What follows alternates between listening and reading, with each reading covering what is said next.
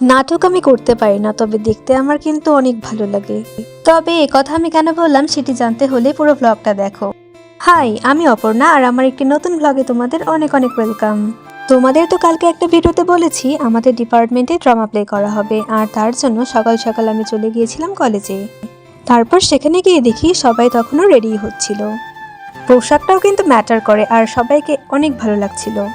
এদিকে আমার বান্ধবী রুমটাকে ভালো করে পরিষ্কার করে দিল। দাঁড়াও, তোমাদেরও একটু দেখিয়ে দেই ওরা কেমন নাটক করলো।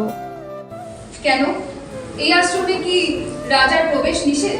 আমি কিন্তু এখন শিকারী হিসেবে আসিনি, আমি এসেছি। ওরা যে ড্রামাটা করেছে তার নাম হলো অভিজ্ঞান শকুন্তলম। আমার তো এই নাটকটি অসাধারণ লেগেছে। সাথে সাথে স্যার ম্যাডামরাও অনেক প্রশংসা করেছেন।